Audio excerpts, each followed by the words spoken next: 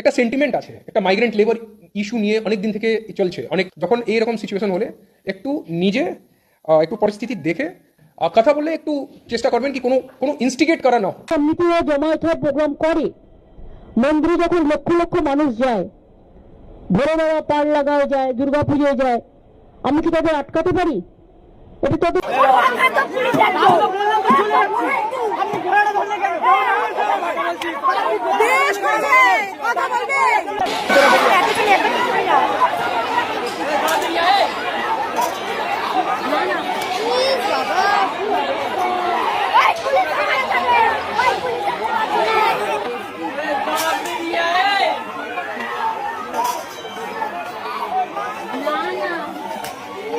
আজকে হিন্দু বাঙালিদের একটা বিশেষ তিথি, অমাবস্যার রাত।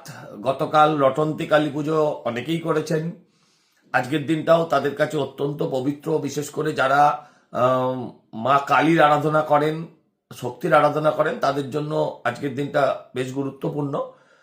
তো আমার বাড়ি থেকে 1 কিলোমিটারের ভেতরে একটা শ্যামাসুন্দরী মায়ের বলে একটা দেবী মায়ের মন্দির বলবো না, কিন্তু হঠাৎ ওখানে একটা মন্দিরের মতন হয়েছে এবং সেখানে বেশ কয়েক মাস ধরে পুজো চলছে।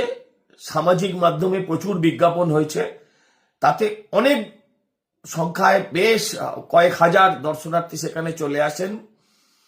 হ্যাঁ, লম্বা ভিড় হয়, লাইনে চাপ হয়, সমস্যা হয় এবং সবশেষে পুলিশ লাঠি চালায়। পুলিশ বেধড়ক লাঠি মারে, স্ত্রী পুরুষ নির্বিশেষে। আমার বক্তব্য হচ্ছে, এই যে শ্যামা সুন্দরী মা, এলাকার মানুষের অভিযোগ আছে, আমিও খানিকটা অভিযোগের সঙ্গে একমত। যেখানে এলাকার মানুষের অভিযোগ আছে এই মায়ের নামে, এই ঠাকুরের নামে এরা ব্যবসা করছে। এরা যেখানে এখন করছে সেটা আমার বাড়ি থেকে 1 কিলোমিটার, আরো ওখান থেকে আরো 1 কিলোমিটার দূরে ওরা এর আগেও করেছিল। সেখানেও স্থানীয় মানুষ, স্থানীয় তৃণমূল নেতারা সেখানে গিয়ে এই মন্দিরটাকে সেখান থেকে উচ্ছেদ করে। একদম ওটা মন্দির নয়, একটা বাড়ির ভেতরে এরা বাড়ি ভাড়া নিচ্ছে। বাড়ি ভাড়া নিয়ে সেখানে মন্দিরের মতন বানিয়ে সেখানে পুজো অর্চনা করছেন। সোশ্যাল মাধ্যমে তার প্রচার হচ্ছে, প্রচুর মানুষের ভিড়ও হচ্ছে।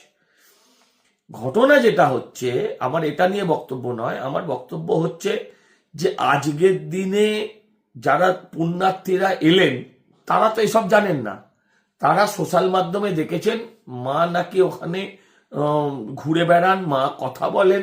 স্বাভাবিকভাবে হতাশাগ্রস্ত মানুষ, বিপদগ্রস্ত মানুষ, অসহায় মানুষ, তারা ভগবানের কাছে আরো বেশি করে উৎসর্গ করবেন নিজেকে।